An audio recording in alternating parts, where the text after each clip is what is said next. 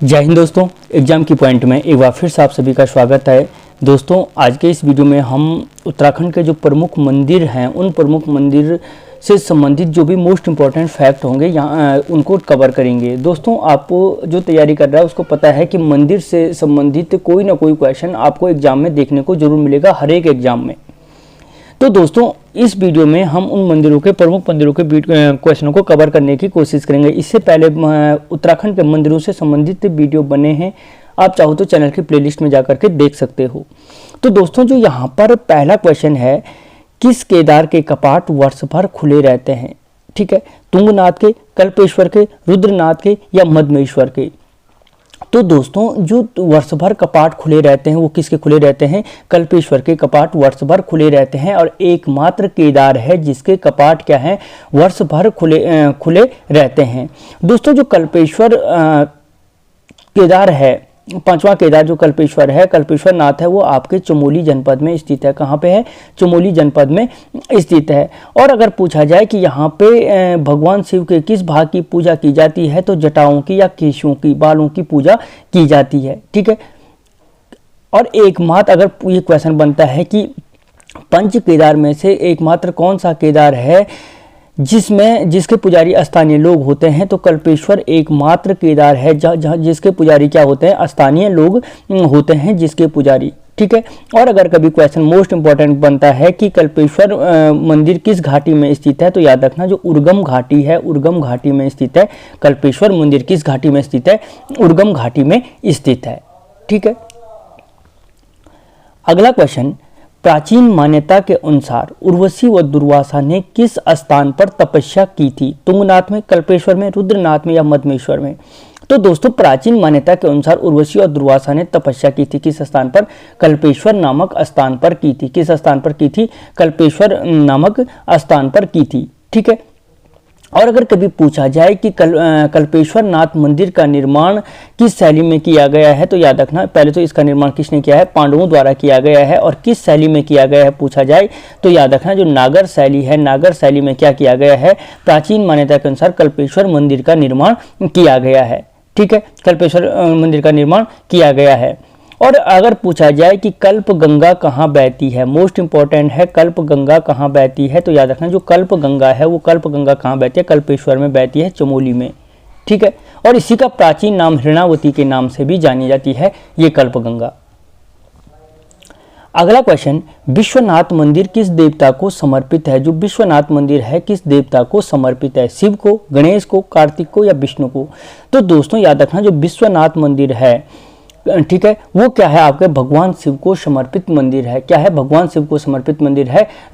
कौन सा? विश्वनाथ मंदिर भगवान शिव को समर्पित मंदिर है। और अगर पूछा जाए कि विश्वनाथ मंदिर किस नदी के तट पर स्थित है, तो याद रखना जो भागीरथी नदी है। दोस्तों ये क्वेश्चन किस नदी के तट वाले बहुत ज़्यादा पूछे जाते हैं, तो भागीरथी नदी के तट पर स्थित है। किसके तट पर स्थित है? भागीरथी नदी के तट पर स्थित है। और याद रखना जो विश्वनाथ मंदिर का पुनर्निर्माण था वो 1857 मोस्ट याद रखिए, तो नॉर्मल याद रह जाएगा आपको 1857 की क्रांति के कारण। तो इसका पुनर्निर्माण जो था सुदर्शन शाह की पत्नी महारानी खनेती ने किया था। किसने किया था? सुदर्शन शाह की पत्नी महारानी खनेती ने किया था। ठीक है, अगला क्वेश्चन, किस मंदिर में 6 मीटर लंबा त्रिशूल स्थित है? विश्वनाथ मंदिर में, शक्ति मंदिर में, टपकेश्वर मंदिर में या परशुराम मंदिर में? तो दोस्तों याद रखना जो 6 मीटर ऊंचा लंबा त्रिशूल स्थित है वो क्या है? विश्वनाथ मंदिर के ठीक सामने पे स्थित है शक्ति मंदिर। इस शक्ति मंदिर में क्या है? 6 मीटर विशाल लंबा त्रिशूल स्थित है। और अगर कभी पूछा जाए कि परशुराम मंदिर का निर्माण किस शैली में किया गया है, तो याद रखना कत्यूरी शैली में किया गया है। कत्यूरी शैली में किया गया है। ठीक है, इसीलिए जो कत्यूर वंश है, कत्यूरी वंश जब आपने पढ़ा होगा उसमें क्या कहते हैं, इसीलिए उसको उत्तराखंड का स्वर्णिम काल कहा जाता है। स्थापत्य और मूर्तिकला का स्वर्णिम काल कहा जाता है।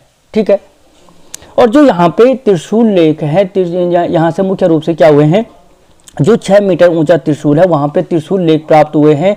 और यहाँ से क्वेश्चन ये बन सकता है कि शक्ति मंदिर के त्रिशूल लेख किस लिपि में लिखा गया है, तो याद रखना जो शंख लिपि है, शंख लिपि इस पे क्या किया गया है? शंख लिपि का प्रयोग किया गया। किस लिपि का प्रयोग किया गया है? शंख लिपि का प्रयोग किया गया है।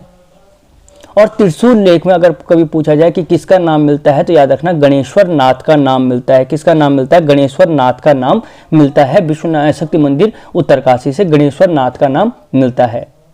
अगला क्वेश्चन, नैना देवी प्राचीन मंदिर का निर्माण किसके द्वारा किया गया था? जो नैना देवी का प्राचीन मंदिर है उसका निर्माण किसके द्वारा किया गया था? अजयपाल, प्रताप शाह, मोतीराम शाह या फिर प्रद्युम्न शाह?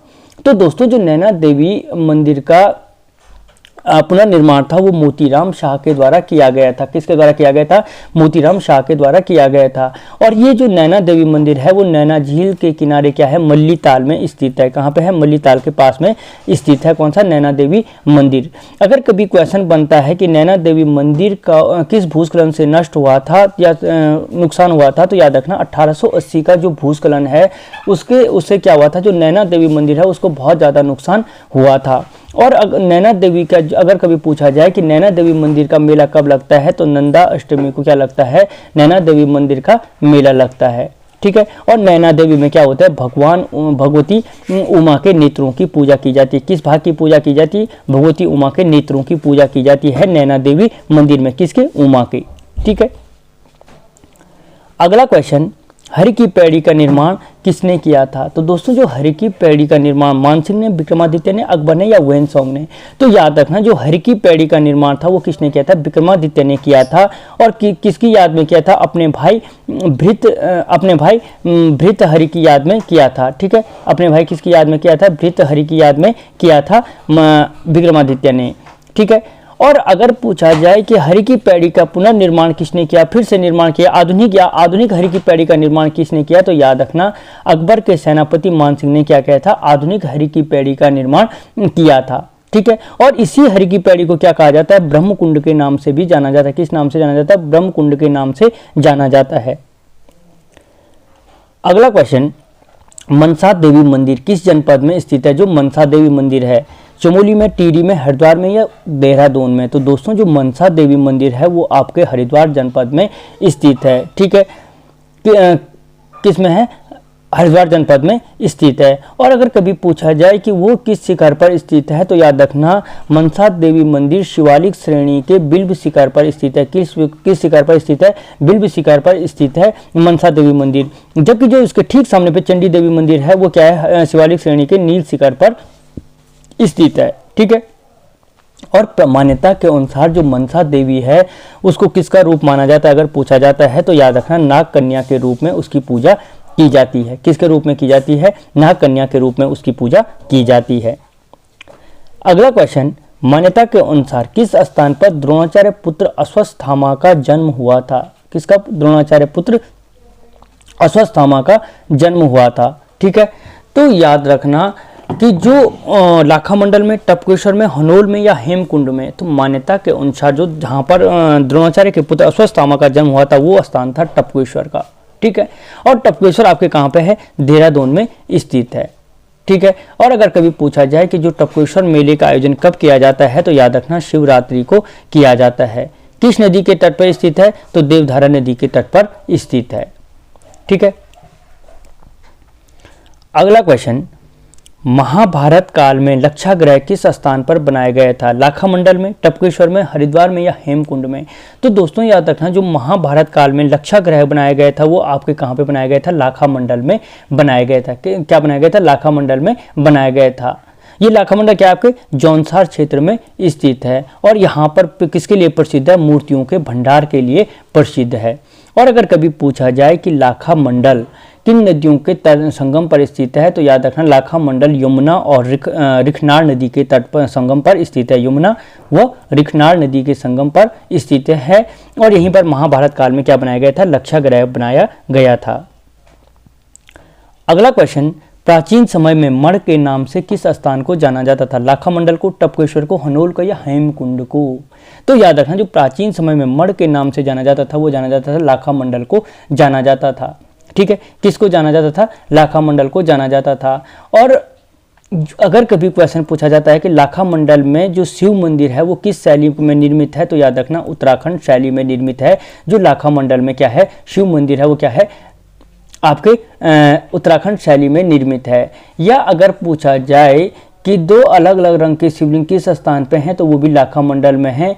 ठीक है, या दो अलग अलग युगों के प्रमाण किस स्थान के शिवलिंग से मिलते हैं, तो वो भी लाखा मंडल के मिलते हैं, जहां पर द्वापर युग तथा त्रेता युग के शिवलिंग अलग अलग हैं। जो हरा रंग का शिवलिंग है, ठीक है, लगभग तो वो द्वापर युग का है, और जो लाल रंग के शिवलिंग वो त्रेता युग को प्रमाणित करता है मान्यता के अनुसार, ठीक है। अब पुख्ता प्रमाण इसके कुछ नहीं है। अगला क्वेश्चन दोस्तों, महाशू देवता का मंदिर किस नदी के तट पर स्थित है? टोंस, यमुना, रिखनाड़ या रिस्पना? तो दोस्तों जो महाशू देवता का मंदिर है वो आपकी क्या है, टोंस नदी के तट पर स्थित है। और जो महाशू देवता है, पूछा जाए कि किस देवता को समर्पित है, किस देव को समर्पित है, भगवान को समर्पित है, तो शिव भगवान को समर्पित है, ठीक है। और अगर ठीक है, अगर कभी पूछा जाए कि हनोल का प्राचीन नाम क्या था, तो याद रखना चकरपुर इसका प्राचीन नाम था। खैर चकरपुर अगर जो चकरपुर के प्रमाणित प्रमाण मिलते हैं वो चक्राता के मिलते हैं, ठीक है। अगला क्वेश्चन, हनोल मंदिर का निर्माण किसने कराया था? जो हनोल मंदिर था उसका निर्माण किसने? हंसेश्वर महाराज ने, हूणा भाट ने, जगदीश्वर ने या कोई नहीं? तो दोस्तों जो हनोल देवता का मंदिर है, ठीक है, उसका जो निर्माण कराया था उसने हूणा भाट ने कराया था। और प्राचीन मान्यता है कि हूणा भाट और कृतिका ने कश्मीर पर्वतों पर भगवान शिव की पूजा की थी। हुआ क्या था कि जो किरमिर दानव ने हूणा भाट के 7 पुत्रों को मार दिया था, और हूणा भाट और उसकी पत्नी कृतिका ने क्या किया था, हटकेश्वरी देवी की पूजा की थी। अगला क्वेश्चन, हनोल मंदिर का निर्माण किस शैली में किया गया है? कत्यूरी, पांडव, हूण या मुगल? तो दोस्तों जो हनोल मंदिर का निर्माण है वो क्या किया गया है, हूण शैली में किया गया है। और अगर हूण शैली के स्थान पे आपको नागर शैली देखने को मिलता है तो फिर उसका आंसर नागर शैली हो जाएगा, और यदि हूण और नागर दोनों मिलता है तो उसका आंसर हूण और नागर शैली दोनों हो जाएगा, ठीक है। अगला क्वेश्चन, जागरा का त्योहार किस माह मनाया जाता है? जो जागरा का त्योहार है, जागरा का त्योहार अगस्त में, सितंबर में, जुलाई में या फिर जून में? तो दोस्तों याद रखना जो जागरा का त्योहार है, जागरा का त्योहार क्या है, किस देवता का है? आपके हनोल देव के महाशू देवता का है। और कब मनाया जाता है? तो याद रखना सितंबर माह में मनाया जाता है, ठीक है। किस माह में मनाया जाता है? सितंबर माह में मनाया जाता है। अगला क्वेश्चन, लोकपाल तीर्थ के नाम से किसे जाना जाता है? देवप्रयाग को, हेमकुंड को, कमलेश्वर को या कैंची धाम को? तो दोस्तों जो लोकपाल तीर्थ के नाम से जाना जाता है वो हेमकुंड साहिब को जाना जाता है, ठीक है।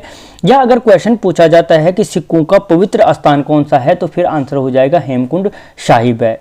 और यदि पूछा जाए कि चमोली में स्थित सिखों के पवित्र स्थल की स्थापना कब हुई थी, तो जो ये हेमकुंड साहिब है उसकी स्थापना 1930 में की गई थी, ठीक है। यह क्वेश्चन बनता है कि 7 पहाड़ियों से घिरा हुआ स्थान कौन सा है? 7 पहाड़ियों से घिरा है, तो हेमकुंड साहिब जो है 7 पहाड़ियों से घिरा है। कितनी पहाड़ियों से घिरा है? 7 पहाड़ियों से घिरा है। या अगर आपसे क्वेश्चन पूछा जाता है कि हिमगंगा का उद्गम स्थल कौन सा है, तो याद रखना जो हिमगंगा का उद्गम स्थल है वो कौन सा है? हेमकुंड हिमगंगा का उद्गम स्थान है। अगला क्वेश्चन, सिखों के गुरु गोविंद सिंह ने किस स्थान पर तपस्या की थी? तो दोस्तों जो सिखों के गुरु थे, गुरु गोविंद सिंह, उन्होंने किस स्थान पर की थी? हेमकुंड में क्या की थी? तपस्या की थी। और इसी हेमकुंड को क्या जाना जाता है? लोकपाल तीर्थ के नाम से भी जाना जाता है। लोकपाल तीर्थ के नाम से क्या जाना जाता है? इस हेमकुंड को जाना जाता है, ठीक है।